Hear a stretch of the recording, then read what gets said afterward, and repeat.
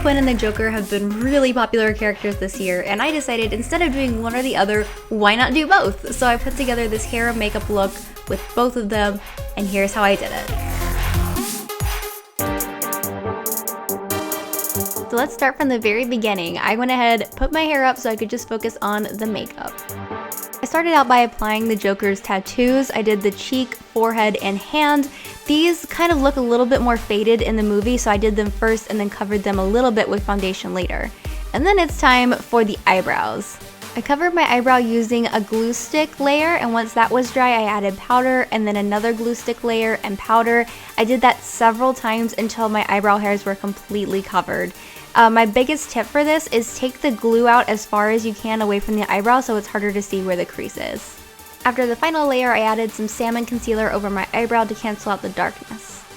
And after setting that, I went over with a layer of the whiteout concealer to make sure this was as covered as possible. And then it was time for foundation. I took the lightest shade of the Kat Von D Lock-It foundation and I mixed it with the Lock-It concealer in whiteout. I only did a little bit of the concealer, I just wanted to white it out a little more, and then I applied that all over my face. To me, Joker's skin is light, but it's not completely white, so I wanted to keep a little bit of a skin tone in there. And as you're doing this, you obviously want to go over your ears and your neck. If you accidentally end up putting too much foundation over your tattoos, you can go back with a damp sponge and just dab over the area until you can see the tattoo again, which I kind of had to do. And then after all that is applied, you can set it with some powder. I made his eyebrow scar with a light gray eyeshadow on an angled brush, and then I did one on my forehead where the glue from the eyebrow covering met my forehead so you couldn't see where that line was as easily. Then I tried to make my Jared Leto cheekbones with a light gray eyeshadow. I just went really high up in the hollow of my cheek to make it as high as possible. And then I did that vertical line near my mouth, which is a very masculine part of the makeup.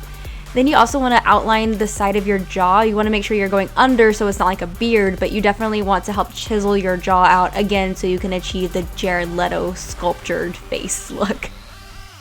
Then I contoured the entire side of my nose to try to bring out some length in it, and I also went into the bridge of my brow a little bit. For the eyes, I started with a reddish tone brown eyeshadow through my crease and underneath the eyelid as well.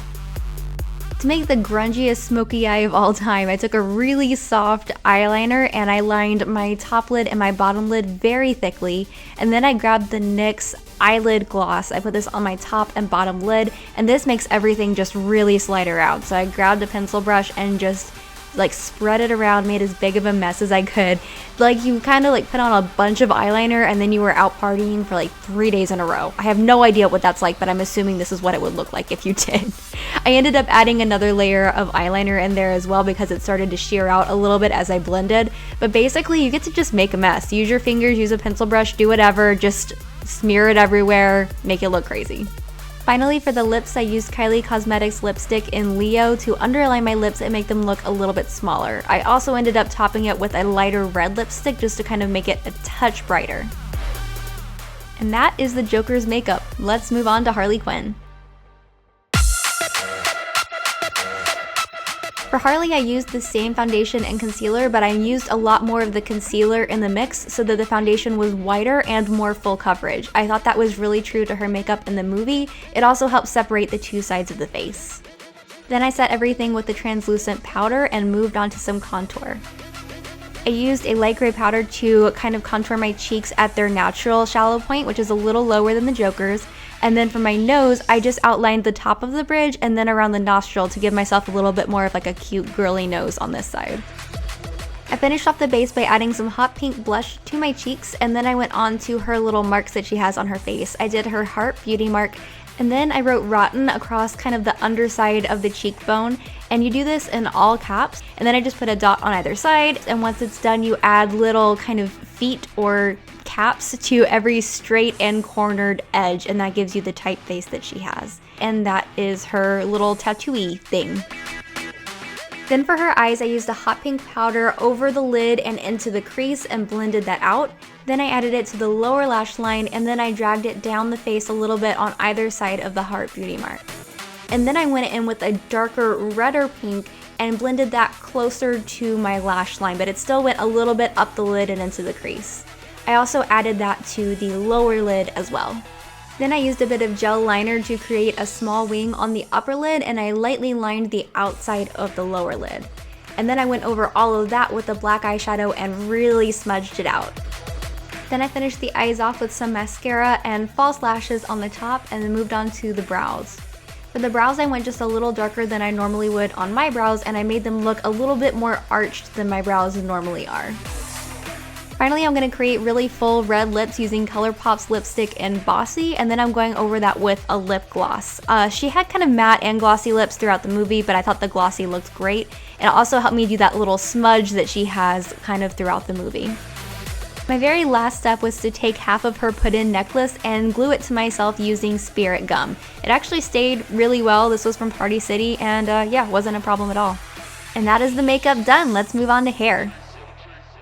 Obviously, I started by splitting my hair in half and putting Harley Quinn's hair in a ponytail so it was out of the way. Then for Joker, I just grabbed the top part of the hair and clipped it up. This is kind of like the part where a guy would have longer hair. And then for the part of a haircut where the guy would have shorter hair, I pulled that back into a low ponytail. To create more volume on top, I grabbed the Garnier Texture Tease. This is a texturizing hairspray, so it helps to add volume, but I also used it to help me tease a little bit so I could get even more volume in the hair. Then I just smoothed everything over the top and back so that you had this nice volume on top, and I went ahead and held my place in the back with a bobby pin. I interrupted the style to add the Beyond the Zone Color Bombs Zoner Green hairspray, and I thought adding the green in now and then raking my fingers through it would make it look more realistic, but I think you might not need to do this step. You could just keep going on to the next step. We will get to the green later. So to finish this faux undercut, I braided the hair that we swept back with the hair from the ponytail, and I'm braiding all the way down and then securing it with an elastic. Then once it's secured, I'm actually going to fold it up quite a few times and bobby pin it in its little folded position. Then all you have to do is split the hair that's over the ponytail open so that there's a little hole in there, and stick the braid up and through that break in the hairstyle. And that way it's gonna hide underneath all the other hair and it's just gonna look like a faux undercut. Once you've got it there, you can bobby pin it several times, and if the part where it's supposed to be slicked back became loose, go ahead and slick that back again and bobby pin it in place. To really polish off the sides, I used the Garnier Pure Clean Finishing Paste, and I used it to really slick back the sides so it looks like I have very short hair there and then longer hair on top like Joker did. And then I really went in with that green hairspray. It is so pigmented, it's really impressive, but because it's so pigmented, if you recreate this, I would recommend waiting till the very end of everything to put the green on so it doesn't end up transferring via your fingers to other part of your look. And that's it for the Joker. Now let's finish off Harley Quinn's hair. After brushing my hair out, I decided to go ahead and go in with my white hairspray. This is the Streaks and Tips Highlight Spray in Icy White from Sally's Beauty, and I just sprayed that all over the place and then put my hair up into a really high pigtail. And then sprayed my root area again and sprayed my pigtail again to make sure everything was as light as I could get it. Then I decided to make an ombre, so I started with pink hairspray. This is the Beyond the Zone Color Bombs in Airhead Pink, which you can also get at Sally's Beauty Supply. I did this for the half of my ponytail, like the bottom half, and then I went in with the Beyond the Zone in Ruthless Red, and I did that for like the last third or fourth of my pigtail so that you have this fade from white to pink to red, which just felt so Harley to me. Finally, I didn't have a red hair cuff, so I decided to spray a small piece of my hair red and then wrap that around the base of my ponytail and pin it in place to kind of fake having the little red ponytail cuff. And with that, both the Harley Quinn and Joker side of this look are done. This was a really fun look to do, and I think it's a great creative take on a costume that a lot of people are going to be wearing this year.